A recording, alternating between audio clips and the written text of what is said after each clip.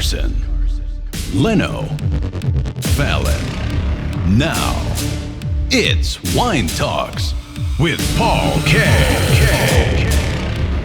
Hey, welcome to Wine Talks with Paul K. And we are in an away game today in Santa Monica, about to have a conversation with Dave Beran of Pasjoli.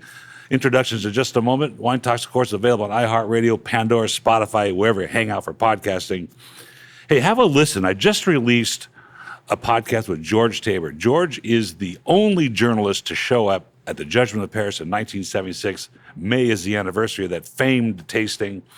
And hear why he almost didn't go. It's incredible, but it changed his career. But not why we're here. We're here today to have a conversation with Dave Beran of Pasjoli. Welcome to the show, Dave. Hey, thanks for having me. You know, you're the only person who said Pasjoli correctly. Why? Every time people make it Italian, they're like Pasjoli or Pasjoli. Well, that was kind of my first question. Is like Pasjoli means not pretty. Not pretty. Yeah, it does. It's So exactly it. How'd you come up with Pasjoli? We were going to name this restaurant Jolie for like years, and all of the boring previous writing and conversations. And, you know, originally we had a fine dining and a bistro concept together in a very large space. And so it was Le Fleur and Jolie, and Le Fleur was the bistro and Jolie was the fine dining tasting menu. And then, you know, things happened, dialogue happened. So we were going to name this Jolie. And then 3 months before we opened, Bistro Jolie in Beverly Hills opened. Oh, no. And we looked at it and we're like, we can't call it that. And then, you know, we kept talking about this. And we're like, well, it's not the fine dining. Jolie was the fine dining. So this really isn't Jolie. So the plan started saying not Jolie. Yeah, right. Is like the placeholder name. And we had so many names. Some were so stupid. Some were, I thought, really cool. But then when you write them, they don't look cool. Yeah, right. Like, well, that doesn't work. And so we kept saying, why don't we just call it not Jolie as a joke? And French for not Jolie is Pasjoli. So we made it one word, and we have Pasjoli. Okay, that's clever. Yeah. That's really clever because, I looked at it, I go, Pasjoli, it has to be, it's French. You're saying Pasjoli. I've studied French for a while, and then you blended it. I go, okay, maybe it's not Pasjoli, but it's so funny because you're actually saying it's not the restaurant in Beverly Hills. Yeah. And, you know, there's also, you do wine, right? There's that wine term, Jolie Laid, the beautiful ugly. Right. And that refers to that like perfect wine grape, right? It's like so beautiful because it's not attractive. And that kind of lays into the Pasjoli, like it's not pretty. You know, a lot of old French food's not pretty. That's true. You know, so it had a lot of like secondary and third level names and fourth level names that were like, yeah, this actually works. This, you know. I have a French teacher. She's in LA, and I see her every Friday. And her husband's a baking chef, she's a boulanger. A patisserie, actually. But anyway, you said French food's not pretty, some of it. Some of it, especially old French food. Yeah, well, you look at it's drab and it's... What's the dish where they inflate the bladder and they stick the chicken inside? That's awesome. The old, the breast chicken. Yeah. I had it at Bocuse, and you look at it and you're like, what is this giant sphere with these like veins in it? Yeah, coming exactly. Out, and you cut it open, and it's basically a boiled chicken. Yeah, right. So it's not attractive. No. It's delicious, but it's terrible. And I have a recipe book. I think it was taken from the compilation of a women's magazine back in the day, Tout va bien, I think it's called. Anyway, there's this dish, and there's like 8 brains, like full brains. Sure. I don't know, are they lamb brains typically? Probably. Yeah. Yeah, that sounds about right. And I'm looking at it, go, oh my gosh, this is ugly. And I sent it to this teacher. She's like, yeah, my husband would love for me to make that. I ain't making it. She goes, I'm not doing it. I mean, if you think about, like, even go through Bocuse's most famous dishes, the bladder's not attractive. He has this rabbit dish where it's a whole rabbit on a platter covered with blood sauce. It looks like a horror scene. You know, it's like old French food's not really pretty. Well, let's talk about that right now. I mean, it's part of the agenda anyway, but I wanted to talk about the French food and the French cuisine. You came from Michigan, not exactly the hotbed of French cuisine necessarily. Yeah, you know, I grew up splitting my time between Michigan and upstate New York. My dad, you were in New York. Yeah, my dad lives in Syracuse, or lived in Syracuse. So I spent my school year there, summers in Southwest Michigan. You know, my first cooking job in Michigan, you can start working at 13. Yeah, if you're farm labor. Right. And there was a flea market behind my parents' house that had a diner behind my mom's house. And so at 13, my stepdad walked me over and said, you need a job. Yeah, get a job. So I started dishwashing. And the next summer I think I worked the takeout window and the griddle with burgers. And at 15, great. I was toast boy. And then at 16, it was like short order breakfast griddle scenario. Well, you were really advancing through the ranks there pretty quick, right? Well, it's a summer job, right? So you come back the next time and they're like, hey, you've worked here for a year. Do something right. you haven't done. My first job that wasn't with the family was as a short order chef, cook at a beach hut. You know, it's whether you like cooking or not, whether you're good at it, it really sets your mentality. Like I grew up playing sports. And so sliding into that was like sports into, food related scenarios where it's like, it's still a game. It's still a team effort. So I didn't want to be a cook, but I liked that I was making I think I was making like $3.75 an hour or something. Beautiful. But you're killing it for back a 14-year-old then. who's, got a paycheck, that was great.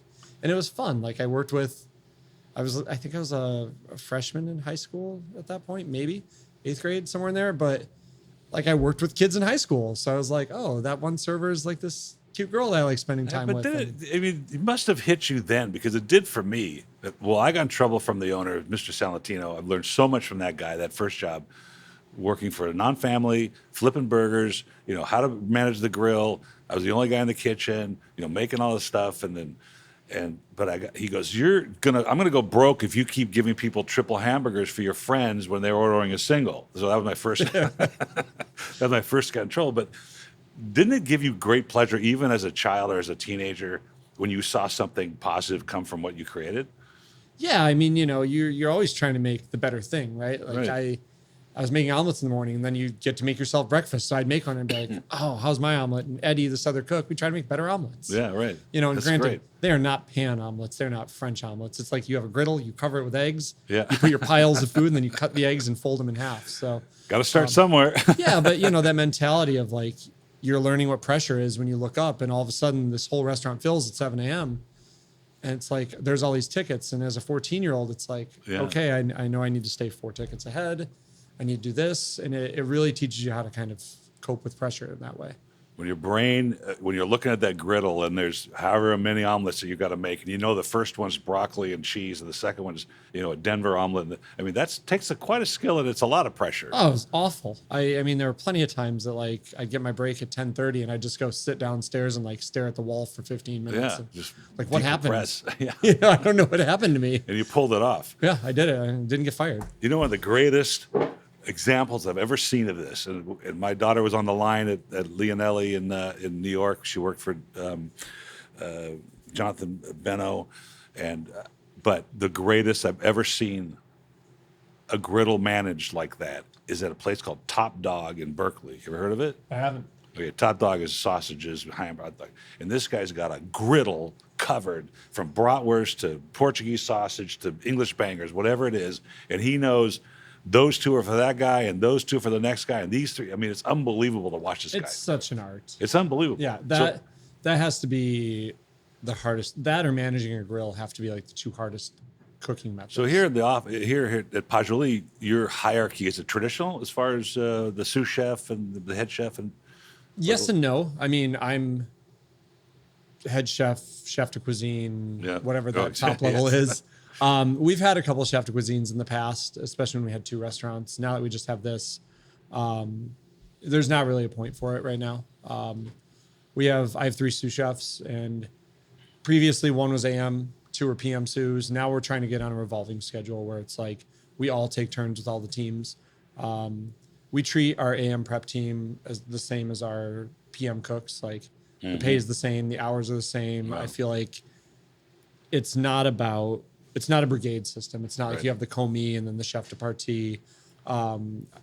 We want to make everything almost this equal skill set and learning. Like there should be the same emphasis on the saucier and the butcher as there is the person who comes in and just cooks it. Like you do 80% of the work so I can finish it. Why do you not get the same respect? Right.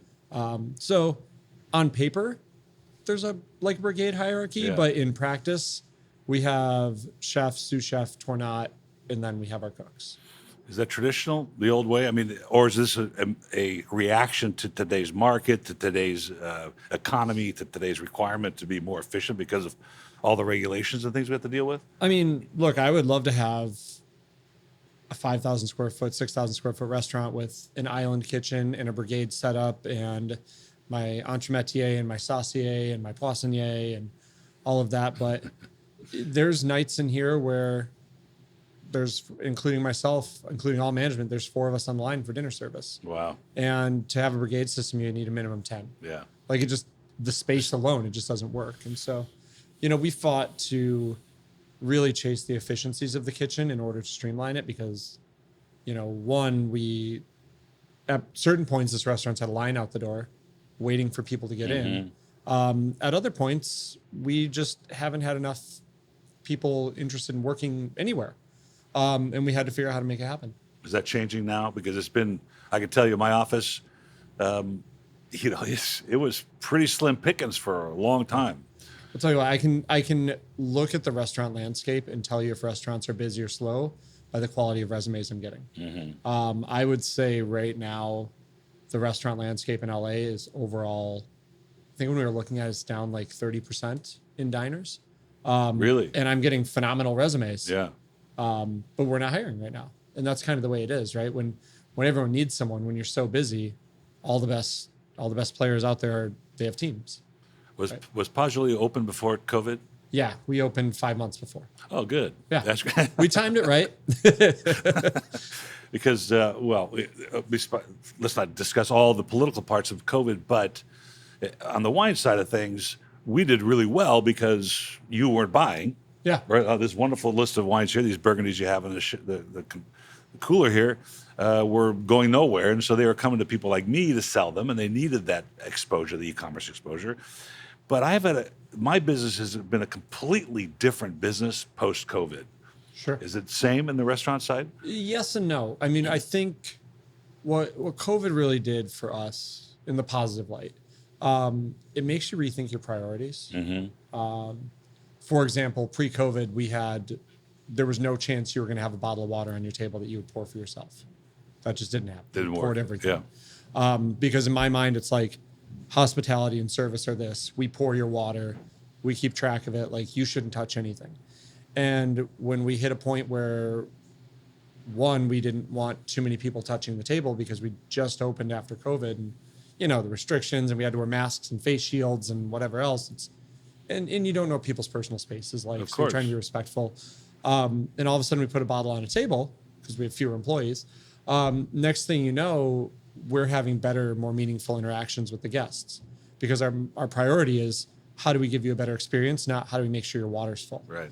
And so, yeah, service ends up sliding a little bit as far as like the traditional aspect of what service is.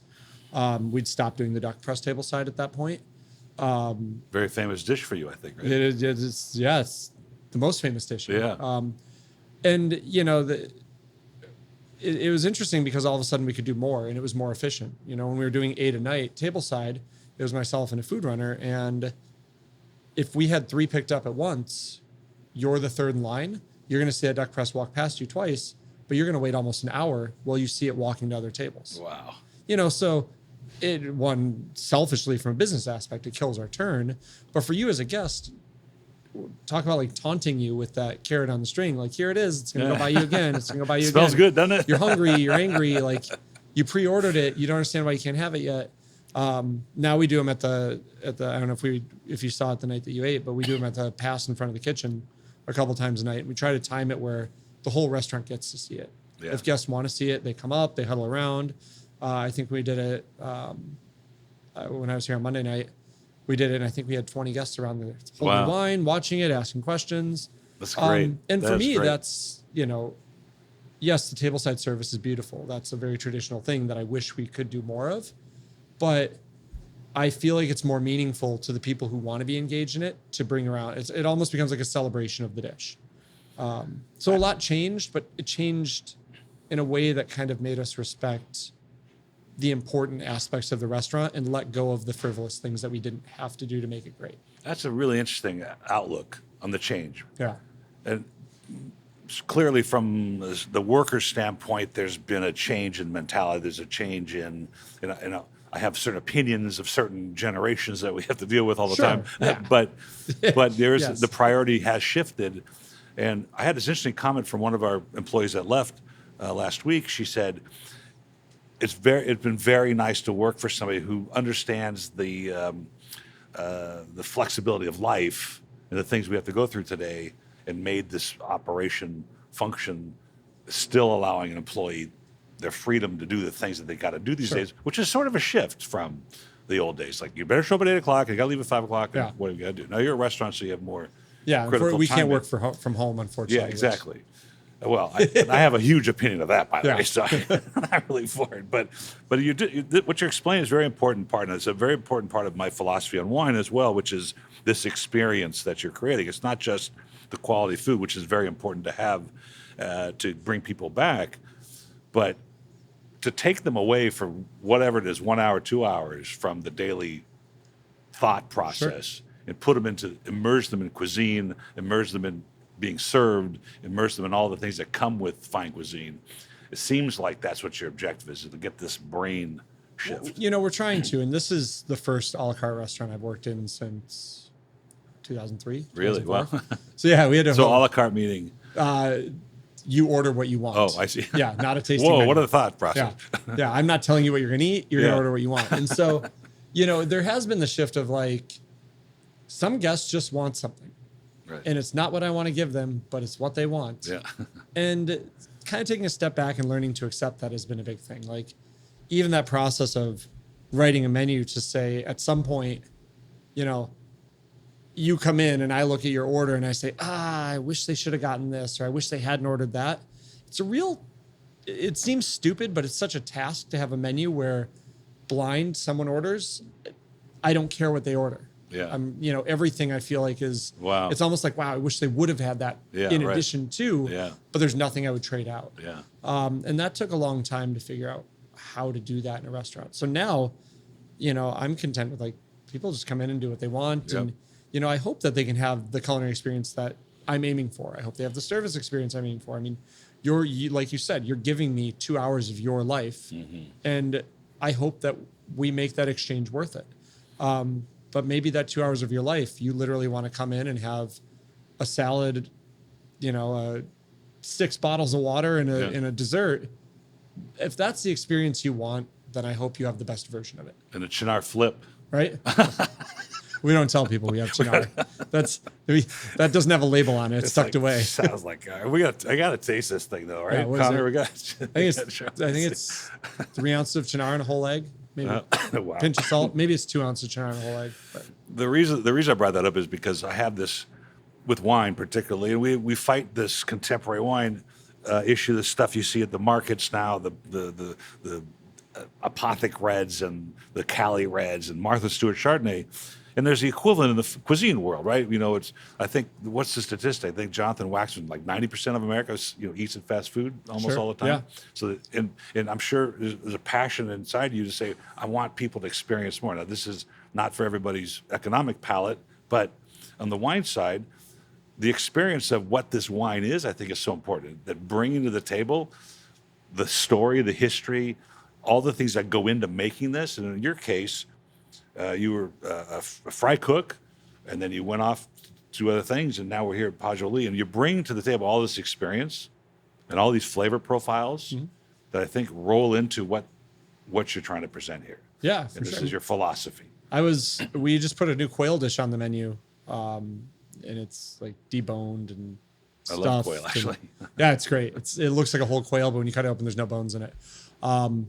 But I was talking to my sous chef that, we really try to make the kitchen a collaborative learning kitchen. And so there is no like, I will do it and you don't help. It's like, okay, you have an idea, let's work through it together. And so my sous chef's first dish on the menu is this quail dish. And it's, he's really good at making sausage. So there's 2 different sausages on the dish.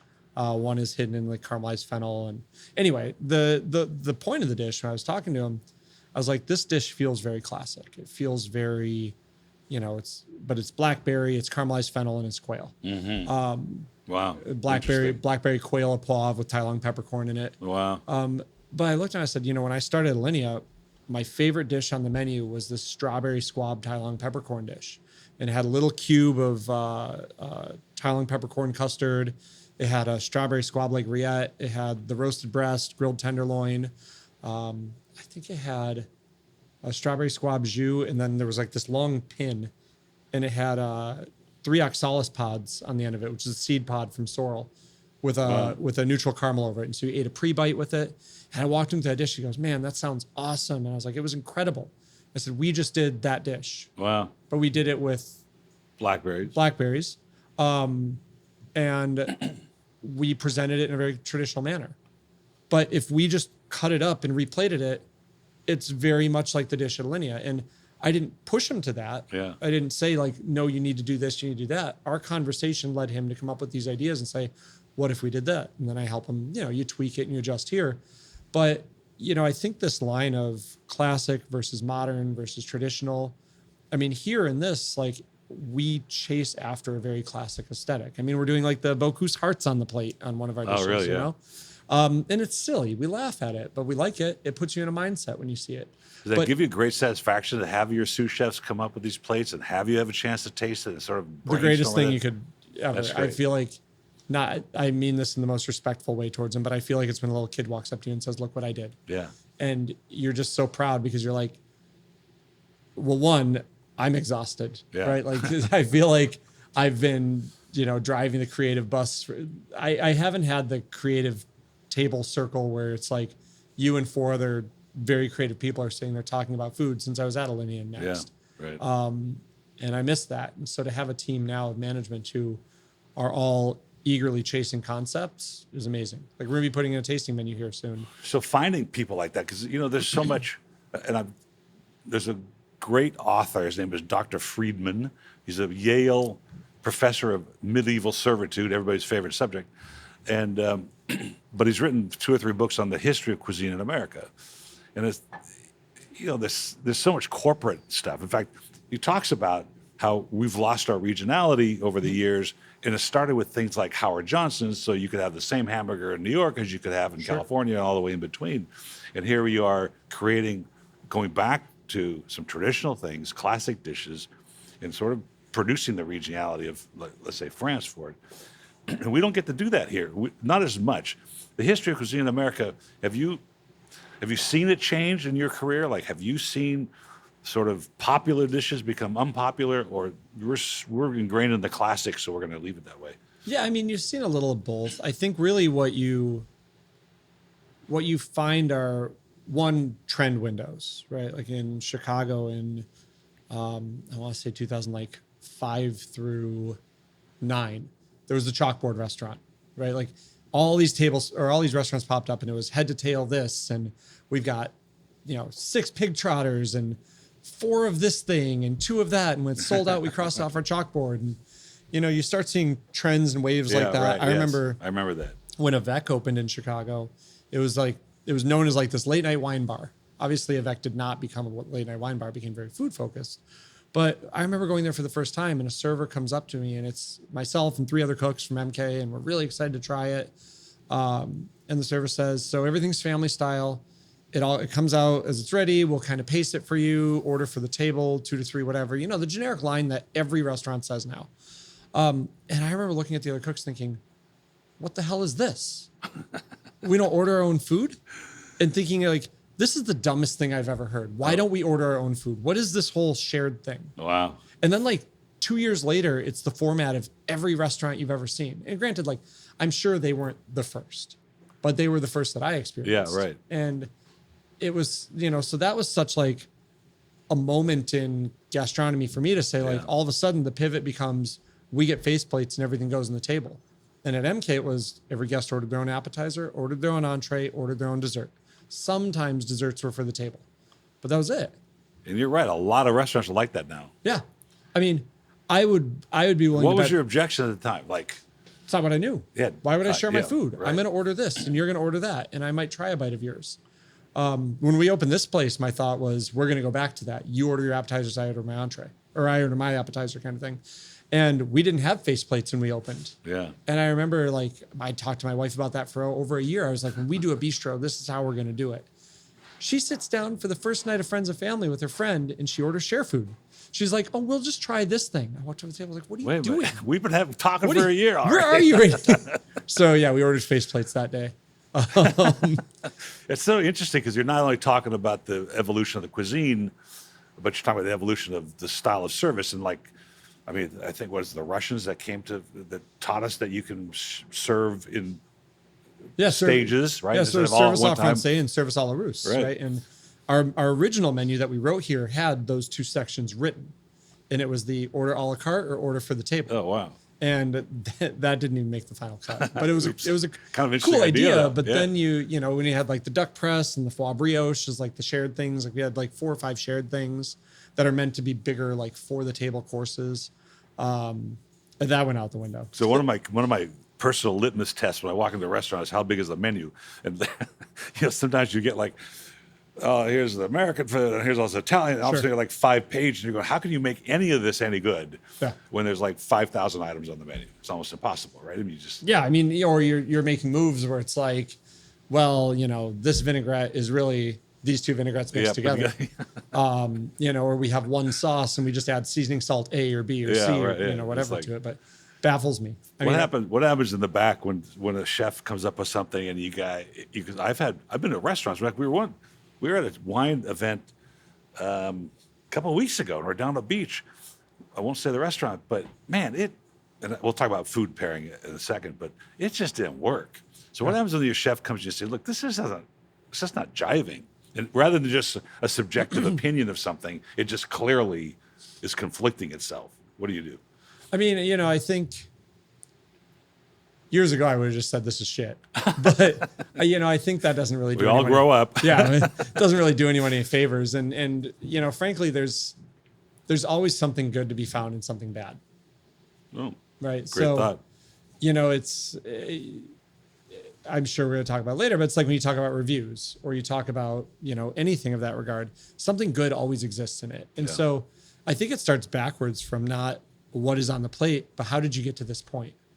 Because at some point you slipped off the edge. Mm-hmm. So let's discover why, and let's figure out what the soul of this is, and try to find out if there's something usable within that. There were so many times I'd put dishes up for accolades, and he would rip them apart, but then one of those components on that dish would become a great dish. Yeah. He's like, there's something in this.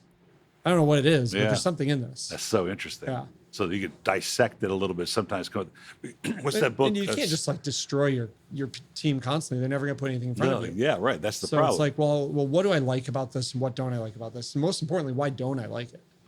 I suppose it's like any other business. I mean, mine, ideas for marketing. I'm like, I've already tried this. One of the most common problems I have with new employees, particularly in the marketing world, social networking, whatever, is we've already been down this road and it doesn't work. Sure. But how do you keep the confidence up that they try something else that you're not going to disparage? So same problem. Well, let's get into the ratings things. We travel a lot. I've landed on not using the Yelps and Foursquares and all the independent type rating systems that the consumer can think. Not to diss the consumer, but what I find is, my palate is so much different, and what I've experienced in life and food and places I've been, et cetera, is different than theirs. And so their personal rating of a restaurant sometimes doesn't jive. And so I've landed on the Michelin guide, not for the stars necessarily, but just the recommended restaurants, things that are, and that's because Michelin was one group with some kind of standardization, right? Are you guys, how much time is spent in a restaurant like this when you get an average or poor rating? I don't look at them at all. I refuse to look at them. I don't even want to know. That's the most refreshing thing I've ever heard. I mean, if we could pay to not be involved in Yelp, we would just pay to not be involved in it. Yeah. Yelp is good in the sense that if you're looking for a local restaurant and you flip your phone open and Google something, a Yelp list pops up. Yeah. Right. The list is there. The problem is reviews are always related to a personal experience. If you come in here and you've been in, your company closes, you're in a huge fight with your wife, you stubbed your toe on the way in the door. Oh, you've been following me around or something? you're cold, it's raining out, and then you sit down and you don't like your seat. Everything leading up to that moment makes this the worst restaurant ever. Yeah. The restaurant will either save you completely or it's never going to recover from there. Right. But that's not interesting. That's not on me. Sometimes. But they make it on you, though. When they do those reviews, Sure. on like this morning, I got a 1-star from Trustpilot, which is the Google-facing sanctified rating, and I had nothing to do with the problem. Yeah. It wasn't my problem. Now I got to chase this thing I mean, we've gotten 1-star reviews because our duck press wasn't tableside, or because someone didn't pre-order it and we were sold out. Oh, yeah. Well, And there it's you go. like, you try to explain to them why, and they don't care, but we don't tell anyone it's tableside. It hasn't been tableside since the first 5 months we opened. Wow. We do in the restaurant. We invite people up and they're like, well, I don't want to go up there. So it's like, So on the flip side, how important is, like, so here we're talking about the things that are negative, and people might have a bad day and they come in and they Sure. give a bad rating. But then how important are the good ones, and how important, for instance, is chasing a star? I mean, this seems like that type of restaurant. everything positive for morale, right? Like Yeah, every time you open a review and it says, my server Haley was wonderful. That is so good for morale. Yeah. And even in the bad reviews, if someone, is ranting about whatever, but then there's 3 in a row that happen to say that the sole was too salty, maybe there is some legitimacy in that. Mm-hmm. Maybe we need to revisit it, and that in our 1-bite tasting, it's not, but when you eat the whole dish, it comes across as salty. So there's always legitimacy, even in the bad ones. The good ones, morale. Do you have a Staff team morale. meeting? Do you have a team meeting go over these things? Every day. Everybody calls it out. Our management team for the front of the house does a good job in kind of scanning the open table and Yelp reviews and everything else. And they try to do at least once a week a good review for the staff to hear.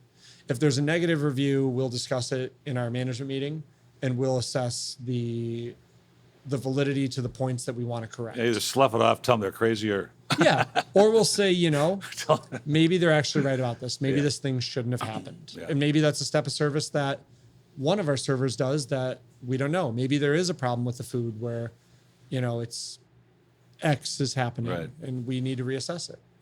So and the star. So you had a star. We you did. You had one at Dialogue. I had one dialogue. And It's had one funny. here. When I was at Alinea, I was the chef there when we got 3, and that was Wow. insane. Yeah. And then next, Michelin said they wouldn't rate us because it by design changed so much. Next was Alinea's sister restaurant. And Huh. I came out here and we opened Dialogue, and I really wanted to get 2 at Dialogue. But Dialogue was hidden in the back of a food court. It didn't have bathrooms. You walked outside and went to the food court bathrooms. You had a door code. You punched it in. You walked inside. It was 18 seats. It did a 20-course tasting menu. Wow. It was weird because we got 5 stars from Forbes, but 1 from Michelin. So I was like kind of heartbroken about that. I was Yeah. like, we work so hard. There's only 7 of us that work here. But then I kind of came to peace with it, especially after close, where I was like, that was a very awesome 1-star. Pasjoli opened, and we just wanted to be a neighborhood bistro. And when we opened, I was like, we are only going to do classic French. And that has evolved quite a bit. But when Michelin came out again after pandemic, we got a star. I was like, I don't know how that happened, because, I later found out that all those reviews came from pre-pandemic, because once pandemic happened, we had, 30 seats outside. We were doing lunch part of the time. Yeah, It was, right. it Whole was different chaos. flavor, right. So when the re-review came out, a lot had happened in this restaurant. After we got our star, there were 4 of us in the kitchen, and we had a line out the door every day.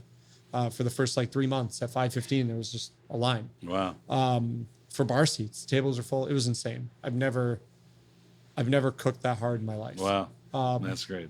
But you start to see the cracks in the ship when you're, have enough staff to do 80 people a night and you're doing 130 a night. We had to shrink the menu. We had to simplify the food. I think there were some things, you can talk to Michelin and they'll give you your reviews. So do Recently you they know said they're that- coming in? No, you don't know they're coming in. But Yeah. after the fact, I was able to have a conversation with them and find out where we fell short and what happened. And it's funny because I remember thinking this dish has been on for a week. I'm not happy with it. It's kind of in flux. I think we're going to shift it to this, but we need to run out of this fish first. And, kind of thing where it's I'm going to tweak it, but it can't be tweaked yet. And those few dishes that you have those insecurities about happen to be the ones that they ate. Wow. And so, in hindsight, you always look back and you say, I should have done this different. Geez. But you had to do what you had to do to survive. And we did.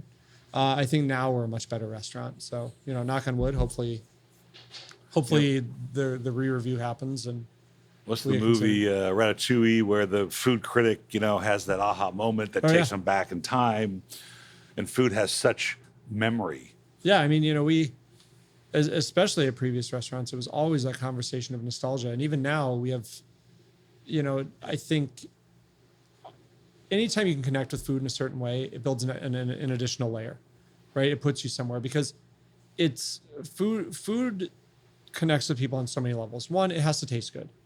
Two, there's the visual aspect, right? But then more importantly, there's that next layer, whether it's nostalgia, whether it's, it gives you a reason to talk to your dining companion. Mm-hmm. Like there's so many other layers that cause that connection that in a perfect world, I would serve you a course that, let's say you and I are eating dinner and a course comes down.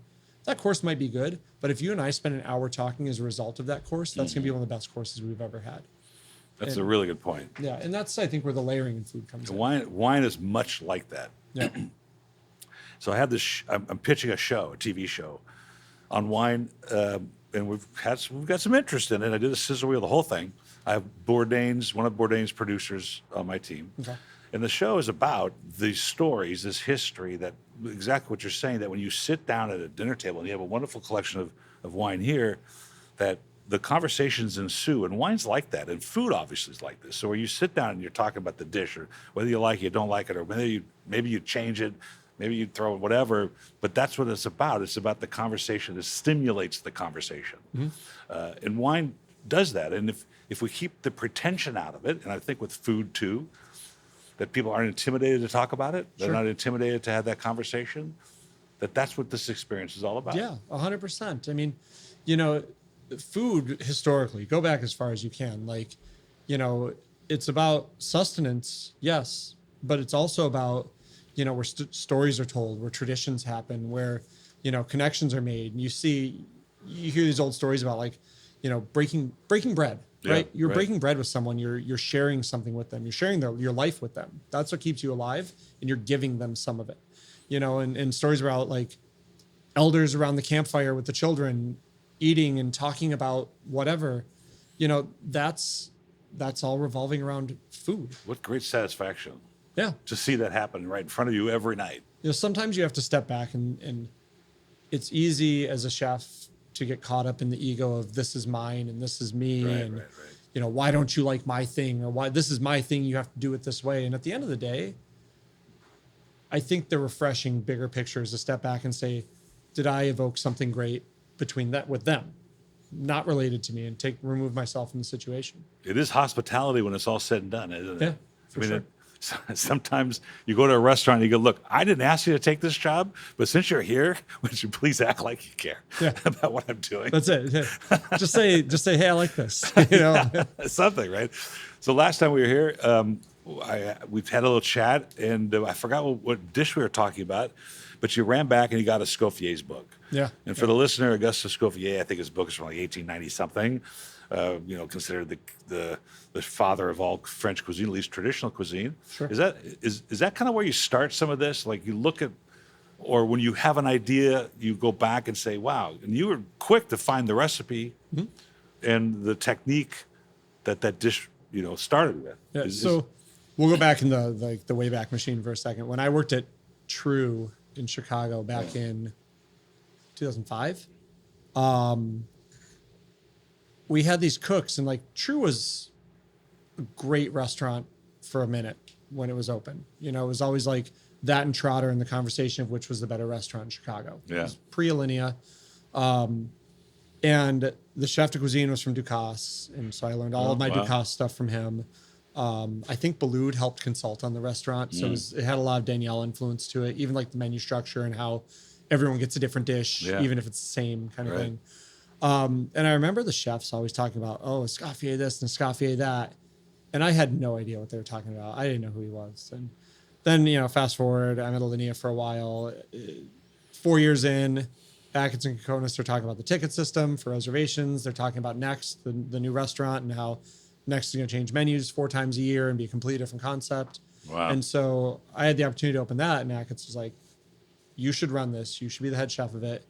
And the opening menu was going to be Paris Bistro, because time and place, they were going to do 1910, which is when the Seine flooded, which is sort of associated with the opening of the bistro, because you start cramming all the chairs into half the restaurants because the other half are flooded to make everything happen.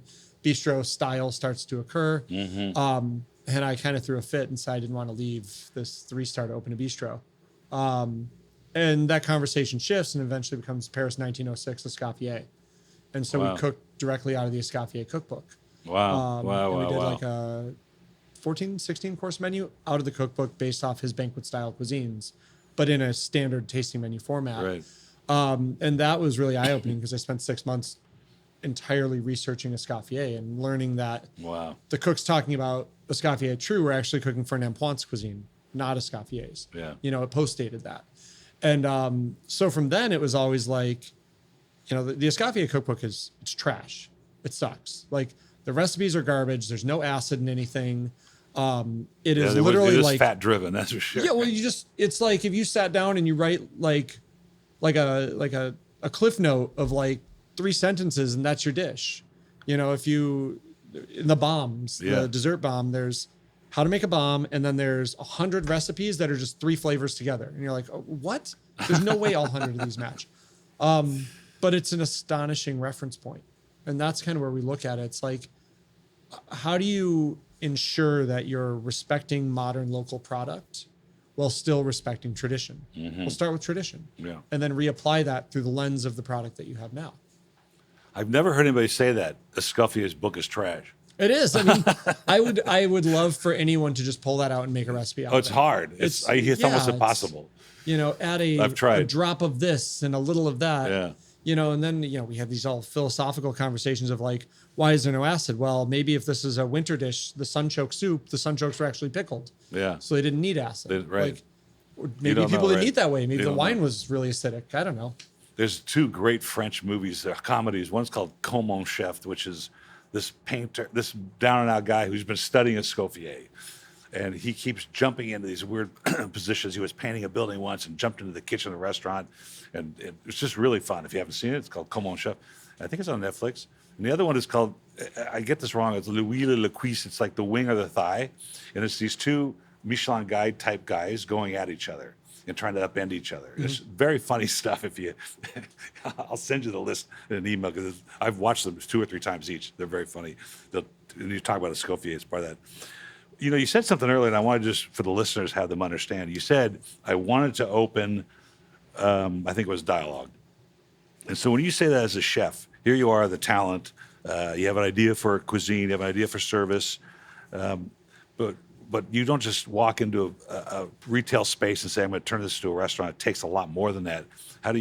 What's the process you would go through to do that? The money, it's the awful. investors. It's awful. Yeah. I mean, we're going through it right now. We have we're trying to get everything going for another space. And it's like, you either have the space and no money, you have the money and no space.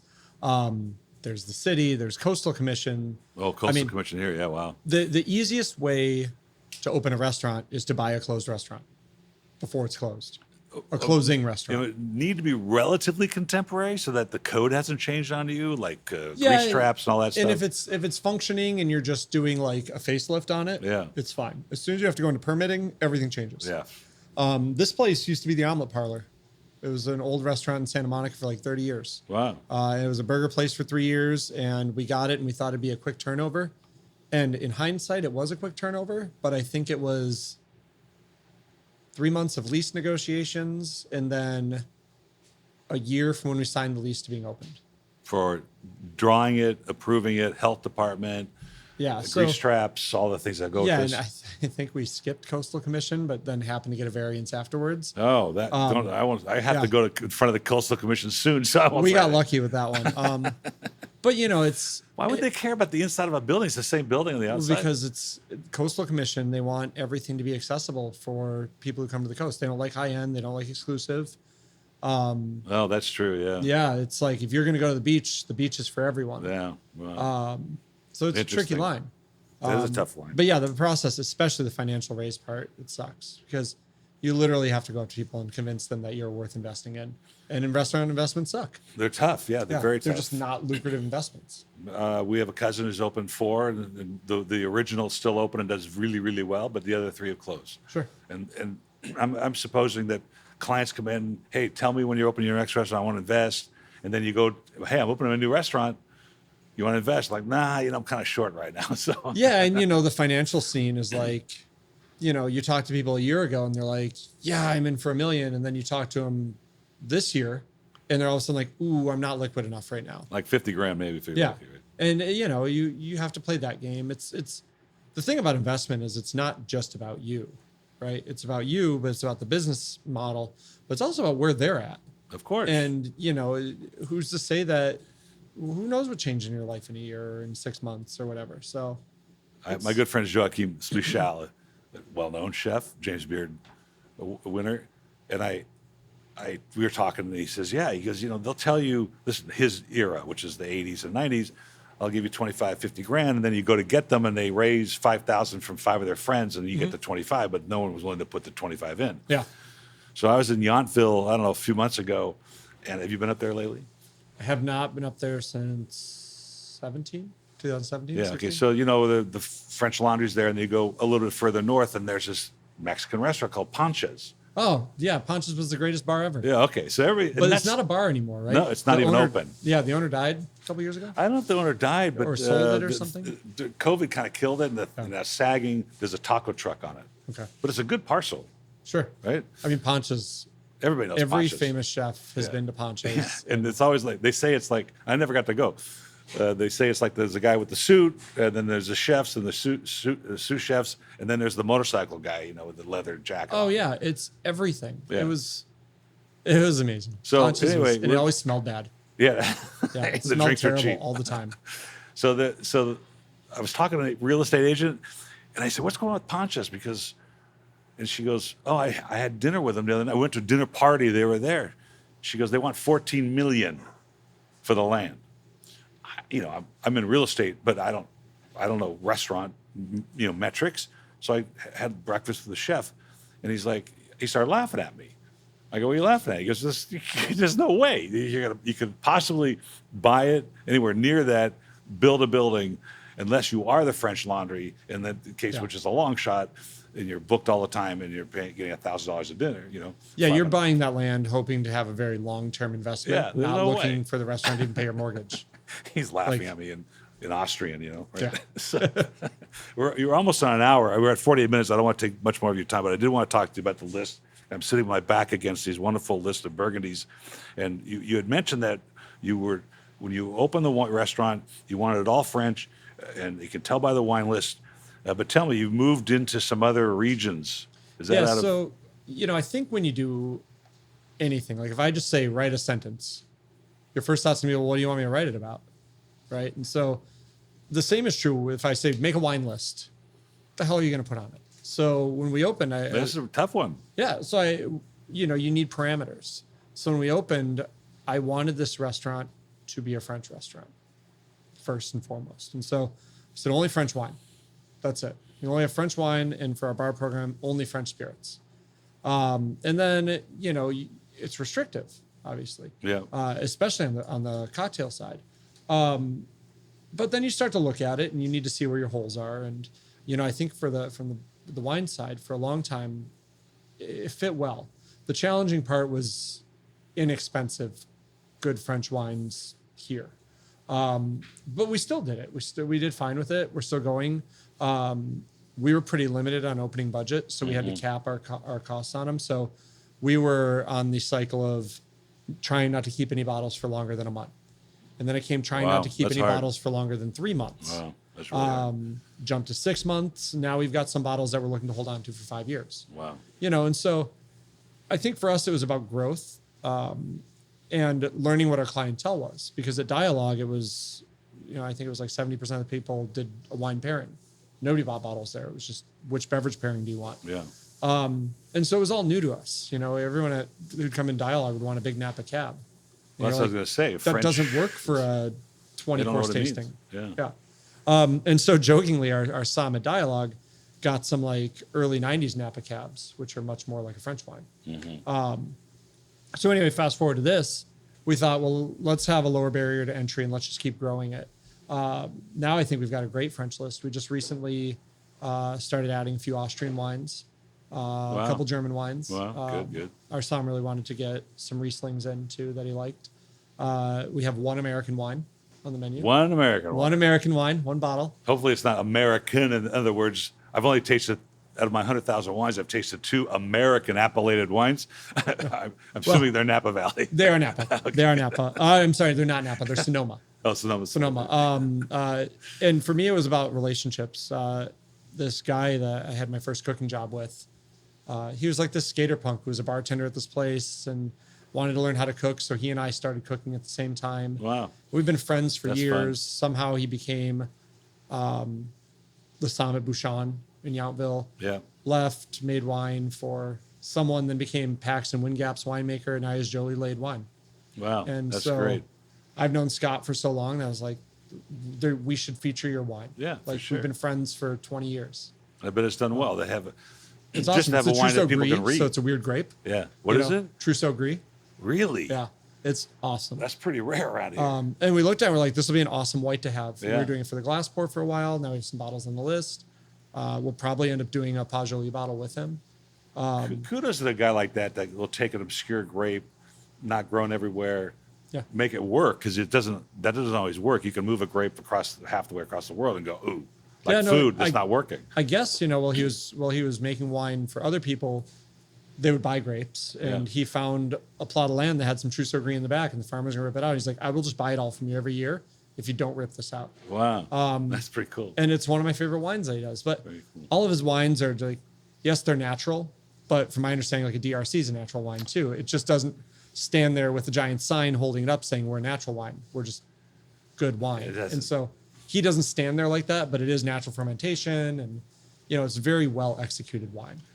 I have we're going to wrap this up, but I have this issue with the term natural when it comes to wine. I have an issue with organic, not the fact that it is organic, but so much of wine, like food in its old days, like if you talk to Chef Joachim, he'll tell you, we would go to the farmer's market in Nice and we'd get the daily provisions. Sure. We were always farm to table before it started. I mean, that's just what you the did. The term rustic, right? Now I think rustic and I think, lazy.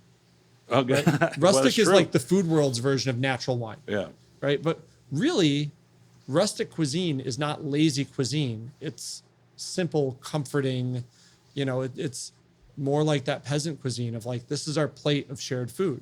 Rustic now has become restaurants. Oh, we're rustic. And they just like slap things everywhere. You're right. That's a really good point. And I think that's true with natural wine, right? Like now natural wine is just like orange and beery. And exactly. what is this thing that's not wine? It's like halfway to vinegar. Just not an excuse to make it taste like kombucha. Yeah, just because exactly. you call it that. Because the finest Burgundies in the world before copper sulfate were natural. Sure. But that's just the way they made wine.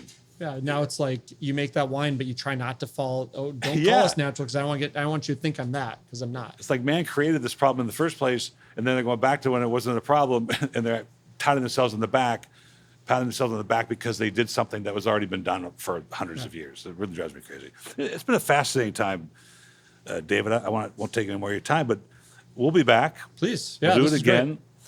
We'll be back for dinner. And last time we had a driver come bring us so we can That's the have move. some nice It's the better move. some nice wines and indulge in some of your Burgundies and Bordeaux as you have here. But fascinating conversation. Yeah. Thanks for having me. This was My great. pleasure. Cheers.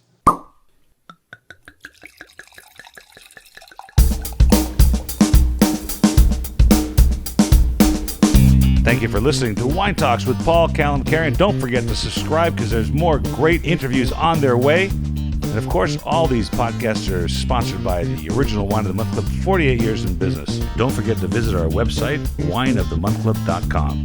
Folks, have a great time out there in the wine world. Cheers.